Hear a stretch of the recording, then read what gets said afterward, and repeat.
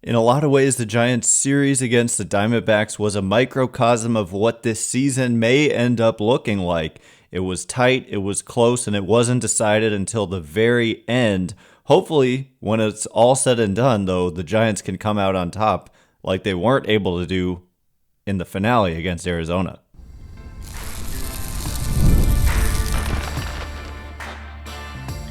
You are Locked On Giants, your daily San Francisco Giants podcast. Part of the Locked On Podcast Network, your team every day. Hello and welcome to Locked On Giants, part of the Locked On Podcast Network, where it's your team every day. My name is Ben Kaspick, and on the show we provide daily episodes Monday through Friday, talking about the San Francisco Giants in a way that's data-driven and rational, but also simple, passionate, and accessible to all. I'm a former contributor for the baseball statistics and analysis websites Beyond the Box Score and Rotographs. I've been podcasting about the Giants since 2015, hosting this show for over 6 years, and I'm a lifelong Giants fan.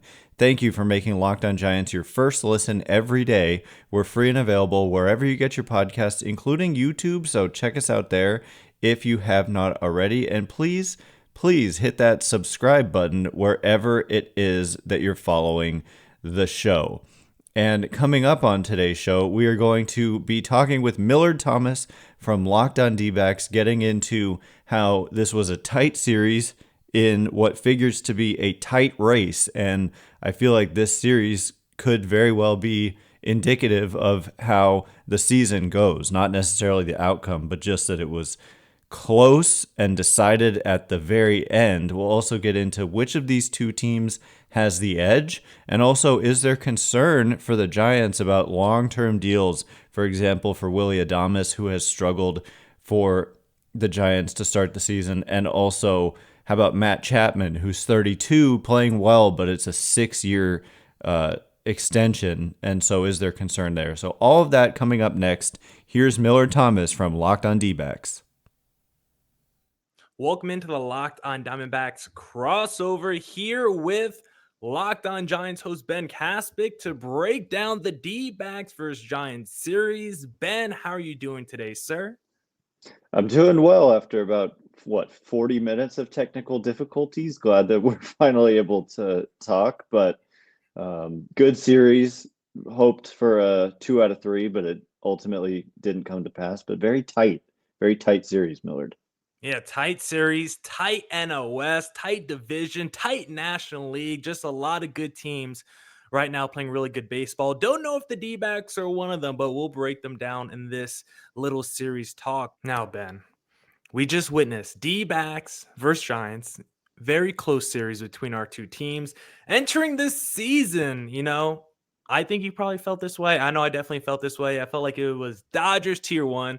D-backs kind of like maybe on their own little tier. At least I felt like they were the second best team. Padres maybe the third team. I still like the Giants coming to the year, but I definitely felt like they were the fourth team in the NL West. But so far, 40-plus games into the season, after witnessing D-backs versus Giants, do you feel like our two teams are like neck and neck right now? How are you feeling about your Giants so far this year before we really dive into the nitty-gritty of this series? I think the series itself showed that they kind of are neck and neck. And in the standings, the Giants have a little bit of an edge. It's just a 2-game edge now, with the D-backs taking 2 out of 3 there. Giants' run differential is significantly better, but I think the Diamondbacks' ability to score runs is definitely going to play out ahead of the Giants when it comes to, Corbin Carroll and Ketel Marte and Josh Naylor, and just the top of the lineup is just a beast to get through.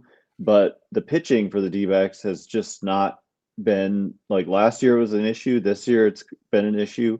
Whereas the Giants pitching, you didn't really see it in this series except for the first game, even though the Giants lost despite pitching well. Overall in the season, the Giants have really pitched well, and they've been clutch at hitting. And so when it comes down to it, I think that their play on the field showed that these two teams are pretty gritty and evenly matched right now. Yeah, and I do like how you preface the end of your sentence with the right now, because I would like to believe the D-backs do have another level in them. The issue is we haven't seen it. The bullpen has been a big problem for Arizona this year. Justin Martinez out, AJ Puck is out. Every reliever we have tried in the ninth inning just hasn't seemed to be able to shut the door. We desperately need one of those Giants relievers, because it feels like you guys have like 6 dudes with like a sub-2 ERA.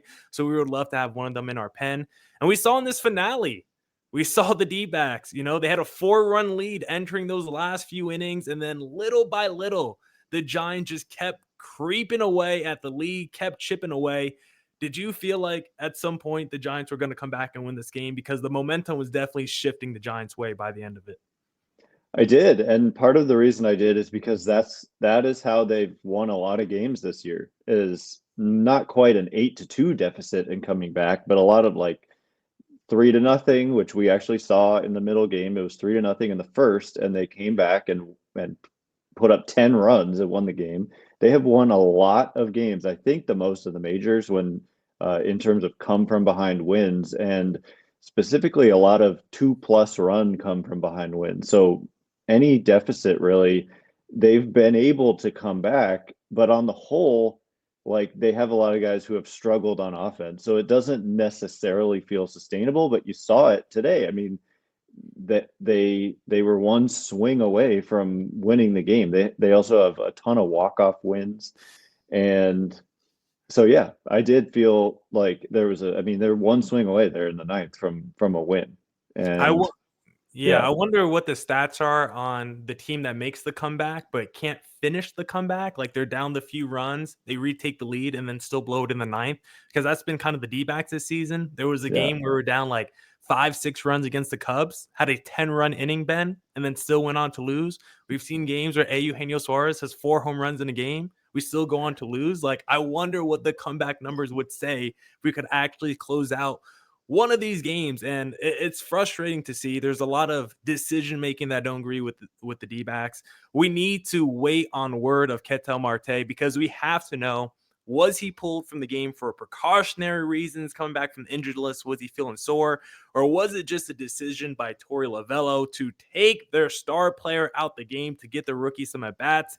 Even though Ketel Marte was in the middle of a 2-home-run game, I need to know what the decision-making was there. But so far from the Giants side, how do you feel about your manager? Because from the D-backs perspective, we're all so frustrated with Torey Lovullo. I feel like when you do the blame chart for the D-back struggles this season, feels like Lovullo gets the biggest piece for how he's managed the bullpen, using the J Marts and the AJ Pucks too early in the season, the deployment of his lineups. Like, how do you feel about the way you see your Giants manager lead your ball club? Because there was a pretty fun moment late in the game where we saw both of our managers potentially get ejected. The D-backs manager Lovullo did. I thought the Giants manager might have at one point as well. That was pretty funny to see a play where both managers are really angry at the end of it is pretty rare, and so I did enjoy that. But I don't think there's been a lot of criticism of Bob Melvin. If anything, it actually would have to do with probably today's starter, Jordan Hicks, who came into the game with an ERA up around 6 and had a rough one again today. And the criticism would be that they've got these 2 guys, one of whom you saw today in Hayden Birdsong, and Arizona lit him up a little bit. He gave up 2 homers. And but otherwise, besides today, that's kind of the story of Arizona. They hit. But besides today, Hayden Birdsong has been really good. He's always been a starter, and yet he's in the bullpen. And it's like Jordan Hicks used to be a reliever. And I think a lot of people want to see these young guys like Hayden Birdsong, and then you also have Kyle Harrison, former like top 15 prospect in baseball, suddenly back throwing like 97, whereas his velocity was down last year, like 92, 93, and he's throwing like 97. And people want to see these young guys in the starting rotation, because even though the Giants record is what it is, their starters outside of Logan Webb and Robbie Ray now have generally had some difficulties. And that's been like the main criticism. I think people aren't really unhappy because the team generally has done well. They've fallen on a little bit of a rough patch here. They lost 4 in a row they got swept by the Twins and then lost the first game of this series, and then they won. So now they've lost 5 out of their last 6, and so people are going to be a little grumpy now. But before that, it was like just good vibes because the team was doing well pretty consistently all season long. Yeah, and for the Giants, I do like their team much more on paper this season than last year. I was happy to see Jordan Hicks pitching in the game today because I don't know why when you go on ERA leaders, despite Erod making the same amount of starts and having the same innings pitch as every other starter in baseball, he's not like qualified on like Baseball Reference or MLB.com. I don't understand why he's not a qualified pitcher, despite having all the numbers I would say. But if he was qualified, he would have came into this game number 1 worst ERA in the National League with Jordan Hicks, I think like number 3 behind him. So we knew this game was going to be a slugfest in the finale. Thankfully, the D-backs were barely able to hang on and survive, courtesy of a couple of big home runs from Ketel Marte to start us off. But this was a super close game and a super close series. And I want to ask you more about your rotation and how you feel about your lineup, moving forward. We know you got some big guys under contract and Matt Chapman, Willy Adames. I want to ask you about how you feel about their long-term projections with the Giants, considering they're on pretty big contracts. But we're going to save all that talk for segment number 2, Ben, because first we got to talk to our listeners about Supply House. Get the supplies you need from the site made for the skilled trades, Supply House. Whether you're in plumbing, HVAC, or electrical work, Supply House is the reliable way to order products online. Their easy-to-use website is packed with helpful resources and the latest product info to help you get the job done right. Plus, with a complete inventory of over 200,000 parts from 400 plus top brands, you'll find exactly what you need delivered fast from coast to coast. Need help with an order? Supply House offers expert support and industry-leading service, so you'll always talk to a real person. And for the trade pros looking for an extra edge, their free Trade Master program offers exclusive perks like a dedicated phone line, free shipping, and discounts on every order. Thousands of skilled professionals are already taking advantage. Now it's your turn. Join the Trade Master program today at supplyhouse.com/TM and start ordering plumbing, HVAC, and electrical supplies with just a few clicks. Plus, use promo code SH5 for 5% off your first order. That's supplyhouse.com. Back here on the Locked On D-backs, Locked On Giants crossover.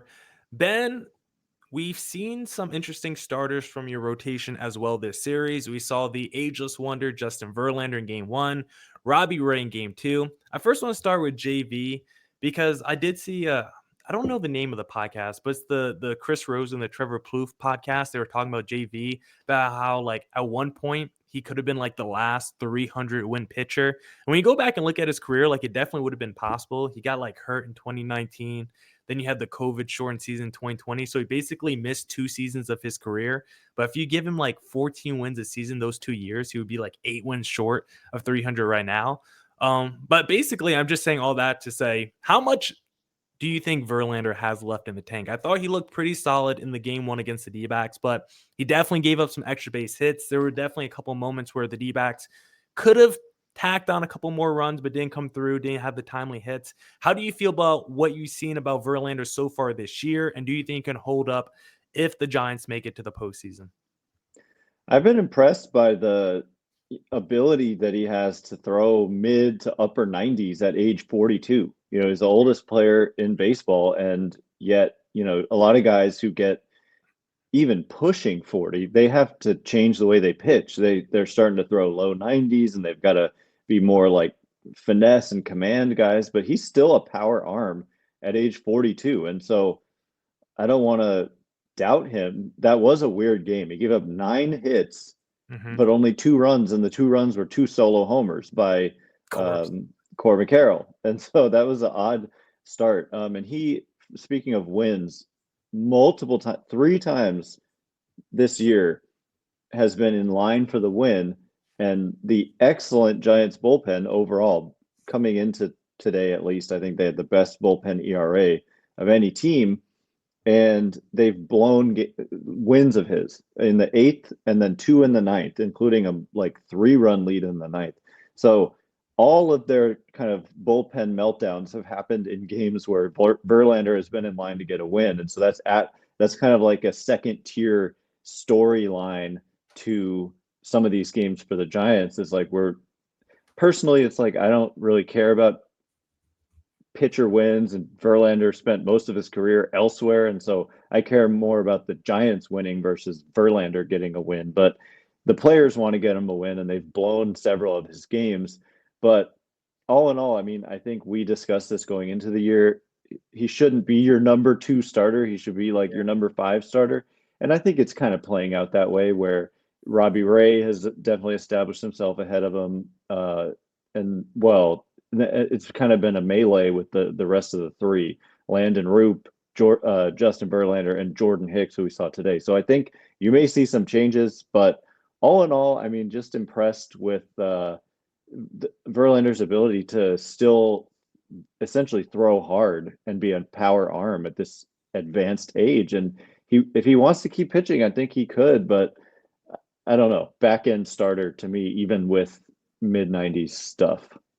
Yeah, and I think it helps that Verlander is not like one of these pitchers of like today's generation. Like, as good as Hunter Green is, he's probably not going to have like a super long career because he tries to throw 100 miles per hour every pitch he has. Verlander was always a guy that could hit 97, 98, but he always saved it for like the 5th, 6th as he got later into the game. So I think he still does that. He still does that. So I think the fact that he was always a guy that saved himself for the biggest moments in the game and didn't just try to blow out his arm those first few innings, I think it's a huge reason why his career has been able to, thrive as long as it's had. So Verlander's the guy, if you ask me growing up who I think the best pitcher of the generation is, it's Verlander, it's Scherzer, and then I guess you could go Kershaw, but the postseason, we know about the postseason struggle. Oof. Ugly. But you also have another former D-back in the rotation in Robbie Ray. Of course, he's such like a weird player because with the D-backs, he was like an all-star. Then he was a 3 true outcome player where we were just frustrated. Then he left, won a Cy Young. Then he had Tommy John. Like, such a weird career for Robbie Ray. You didn't get to see him a ton last year with the Giants as he was coming off injury, but what has been your early impression with him so far? Because I don't know if you remember, but in the roundtable, I think Robbie Ray having a comeback season was kind of my call for the Giants, finishing top 10 in Cy Young voting. I think I was in on the Robbie Ray comeback train early. So what has your early return been on Robbie Ray? Yeah, I mean, I definitely remember you calling him a big X factor for the Giants, and look at their record and look at the fact, I don't know if you know this, Millard, but the Giants have not lost a single game that was started by Robbie Ray all season. Yeah, I think that's like, I saw someone tweeted, they're like 0-9 when Verlander starts, but 9-0 when Robbie Ray starts, which is just absolutely insane. If that Verlander stat is true, I didn't know it, but they are in fact for sure 9-0. I can say that with confidence. I'll Google it. Okay, in games started by Robbie Ray, and some of that is just luck. Of course, he hasn't had great starts every time, and sometimes he's given up some runs and they've kind of come back and the offense has bailed him out. But all in all, you look up and he's pitched 50 in the 3rd innings and he's got a 3.04 ERA. And so there's not much more you could ask for out of a guy who, like you said, I mean, his career has been up and down and left and right and backwards and frontwards. Like, it really has been all over the place, which is kind of poetic because his pitching can be all over the place as well. Like, his command can escape him at times, but lately we've seen his walk rate kind of plummet, and well, I guess it's still decent but not great lately. But I think you saw in the second game of the series when he gave up those 3 runs. He did give up 3 walks in the outing, but he gave up 3 runs in the first and then nothing the rest of the way and struck out 9. And so he was a big reason why they won that game, despite giving up 3 in the first. And so he's been good. Like, 3.04 ERA, you'll take that when you've also got Logan Webb on your team and you know what you're going to get out of him. And the fact that these other pitchers, Jordan Hicks, Verlander, and Lando Roop, like have been inconsistent, and that's kind of a generous word. Robbie Ray has been a really nice kind of stabilizing force, and it's like win day when he pitches. And I also made this point on my podcast from earlier today that the way they got him, they traded Mitch Haniger, also former D-back, of course, and Anthony DeSclafani to the Mariners, and the Mariners released Haniger before this season, and they're still paying him this year. So the Giants got away from a couple bad contracts and ended up with a guy who right now has a 3.04 ERA for them. So pretty savvy trade. The Mariners make terrible moves. I mean, they salary dumped us Paul Sewald, who has not as good now, but helped us get to the World Series. Salary dumped us Eugenio Suarez. Like the Mariners, if you want a good player, just go talk to the Mariners, because if that guy's making more than $10 million, I'll probably trade them to you. And you got Ketel Marte from the Mariners. Yeah, can't forget that. Yeah, he's turned into one of the best players in baseball. So that one was really helpful. We love that one.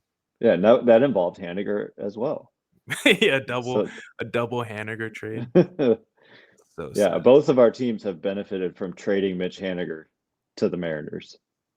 Yeah, I want to ask you about a couple of your position players, but I think I will save it for segment number 3 because segment number 2 is already running kind of long. So I want to ask you about Jung Lee, and if you're worried about the long-term contracts of Matt Chapman and Willy Adames, we'll discuss that in segment number 3.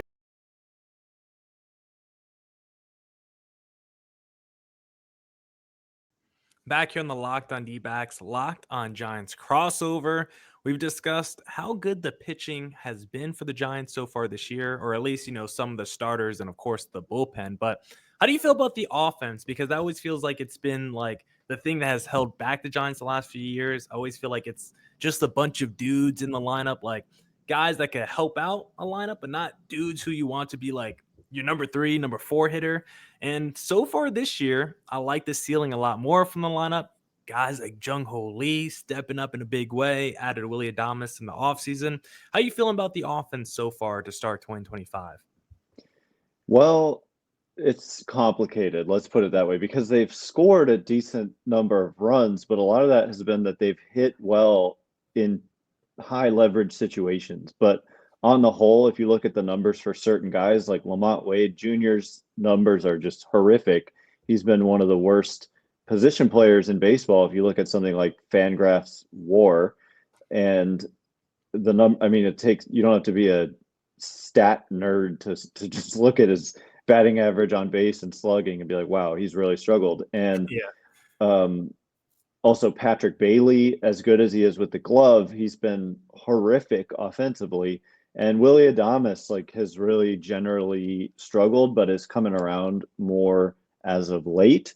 But it was a rough first month or so for Willy Adames, very rough. And however, I think that you're right that for such a long time that the whole lineup was just a bunch of dudes who were kind of, you couldn't really get excited about, and yet they were okay enough to not be, you're not the Colorado Rockies and bringing up the back end of the division and 35 games under 500 or something.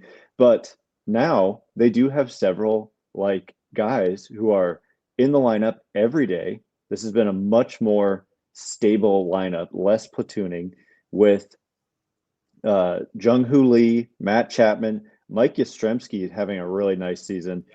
Heliot Ramos has established himself as a good, young, everyday player, which is a big deal for this team. It's been forever since they've developed a good young outfielder specifically. Literally, it's been decades since they've developed a good. It was the last one. Chili Davis in 87. We're talking the last all-star homegrown outfielder for the Giants. I only know that name as a hitting coach for the Boston Red Sox. Right. I think it was Chili Davis in the 87 or something before I was born. And anyway, Adames and Chapman and Lee and Ramos and Yaz are in there just pretty much every day. And Wilmer Flores. And when Tyler Fitzgerald is healthy, he's in there too. And he's another young player establishing himself. So it feels a lot better than it's felt in some previous seasons, but Adamas's rough start is a little bit concerning because he also struggled on defense. So it was like he wasn't hitting, he wasn't fielding, he was kind of making outs on the bases. But Jung Lee has been, you saw it. I mean, people thought, oh, the only issue is this guy's not going to hit for power. Well, if you watch this series, I mean, he hit like a no doubt homer where Ketel Marte hit his homer almost, and that's a land where not a lot of people hit home runs up there, and so he's gone into Yankee Stadium and hit a couple home runs. He hit a big homer at Wrigley, and now he's hit a couple home runs in the last 2 days in the series, and so his power, it's just been he's been one of the breakout good stories of baseball this year, and they do have a much more stable lineup, and you see a lot of jerseys of Lee and Chapman and probably Adames too. So it's been better, but I do have concerns about certain players. And then you mentioned long term. That's a whole other story. Like, because Chapman, it's a 6-year deal, and he's already, I think, 32, and so you do definitely worry about the back half of that. Adames is only 29, and so it's a 7-year deal, but he's still only 29. So you got several years before you start worrying about aging there, but of course he will age eventually. Yeah, and his deal, just looking at it, backloaded. So it's only 13 this year and 13 next year, but then when he's 31 years old, the salary actually goes up to like 31 million a year as well. So I was just wondering, it's like the first year, both of those contracts, Willy's doing better recently. Chapman's always solid, but do you feel like they're living up to the money that they're getting paid right now? I think that Chapman for sure is, like, because a big part of his game is defense, and he's just continued to be pretty sensational defensively, and offensively the batting average isn't really there right now. It's 219, but the on base is 349, and he's hit for some power, and I think he's a guy who he just grinds. I think he's played like 50 something consecutive games. He's just out there every day, and he's fast. He's kind of underratedly impact on the bases, and yeah, he's just a grinder, and definitely living up to it. Adames were kind of more like learning here in San Francisco, and definitely saw a big slump to start the year, but it's coming around and the swings have been better. And Jung Lee is signed through. He has an opt out after 2027, but that feels like a good contract. And then Logan Webb is locked up for several more years as well. So you don't really. I feel like if you add one more contract that starts to go a little wonky, then maybe you have a problem. But as of right now, their kind of future obligations don't look like they're going to sink them and put them in a really bad spot, like it looks like with the Padres, with the likes of all these older players like signed Bogey. Bogarts with like 9 years left on that. You know what I'm saying? Like, so. But then they always find like some young guy like Stephen Kolek all of a sudden is turning into something. Michael King was a great guy to get in the Juan Soto deal. So he's a free agent after the year, though. Oh, that's a good point. They are gonna have to spend some money. And so is Cease. Their whole rotation could be blown up by the Darvish is like 50. Yeah, they still got Musgrove, but isn't he under Tommy John? Tommy John, yeah. So, but we all thought the Padres might fall apart, and it's been the opposite. Yeah, we'll see if that holds up. But yeah, them doing well is kind of a thorn in our sides here as National League West hosts, I would say. Because Go ahead. I mean, you have like Tatis and Machado finally living up to the billing. I mean, Machado had a down season last year. Tatis hasn't looked the same since PEDs, but both of them this year. And then the real big story is healthy. Both of those guys might not even be the best Padres like position player, because healthy, it's been like Jackson Merrill in 2025. Like if he's the best Padres player and then Tatis and Machado's like 2 and 3, like, yeah, that lineup can compete with anyone if that's going to be the top of it. But from what you've seen, let's move it to the NOS as we wrap up the pod here. Just quick thoughts. From what you've seen so far, do you still feel like we still probably feel like the Dodgers are tier 1, but do you feel as strong as you did preseason? Because coming into the year, we were like, are the Dodgers going to break the all-time win-loss record? Are they going to win 120 games? And now going through 40-plus games, it's like, They haven't had the division lead the whole season. We've seen injuries to that rotation. It feels like they're a little bit more vulnerable. Like, how do you compare the Dodgers versus the rest of the NL West now? Like, do you raise the ceiling of the Giants? Do you raise the ceiling of the Padres? Or you're like, okay, Dodgers, I'm not as scared of them now if I face them in a postseason series? Oh, I'd be scared because I think they'll coast probably to a playoff spot at the very least, and they'll save their arms and they'll be careful, and then they'll have people ready for October. But I was one of the people who said take the under on the over under. I remember kind of not arguing, but with Jeff Snyder from Locked On Dodgers about the projections of 103.5, and I was like, no, take the under on that. And I still would say that, but I do think realistically they will win the division. I think they're the best team, and they've had their struggles, and yet they're still in first place. And it's more like we kind of thought the D-backs were the second best team, and so far, not just record wise, but run differential wise, they have the second most runs scored in the division, but they've given up almost as many runs as the Rockies. Not almost, like 40 fewer. That's not almost, but okay, yeah. But it's not, you're not close to the Padres or the Giants or the Dodgers. You've given up 50 plus more runs. So that's going to be the question: is can the D-backs pitch enough to support their really good offense, and can the Giants just sustain this like magic that they've had? And can the Padres we've classified as kind of a weak team when it comes to depth.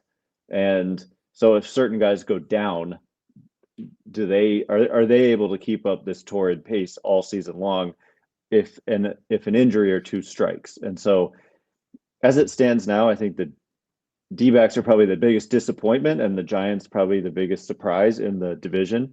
But there's like 75% of the season left. So it remains to be seen how it all plays out. And it's baseball. And like we saw in this series, it can be a game of inches and a game of one run, and that can make all the difference. And I'm excited to see it the rest of the way. D-backs are definitely good, though. Tough team to play. Corbin Carroll, my gosh. And Ketel Marte, my gosh. Those guys are so good. Yeah, the biggest thing is don't sit your best players. Can we stop sitting the Martes and the Perdomos and the Carrolls when they're hot? The Lourdes, when he hits a grand slam, don't sit him the next day, Torrey. It makes no sense. We'll see if the D-backs can hang on and get a postseason spot. NL West, potentially. Are they going to send 4 teams to the division or to the playoffs? Dodgers with the division title, and then D-backs, Giants, Padres, all as wildcard teams. We'll see. NL East is tough. NL Central, I like the Cubs. The Reds, they're pretty frisky, but we'll see if they're ready for postseason baseball. That's it for this crossover edition. Locked on Diamondbacks, Locked on Giants. Please follow me on social media at CareerThomas24 on Twitter, at Locked on Diamondbacks, both Twitter and Instagram. Ben, where can the listeners find you? On Twitter at Ben Kaspick, Kaspick, and Locked on Giants is available wherever you get your podcasts, including YouTube. Check us out there on video in the flesh. Yes, podcasts. We stream on all platforms, including YouTube. So hit subscribe. Locked on Diamondbacks, Locked on Giants on YouTube. Another series, another crossover. Until next time, Ben Kaspick.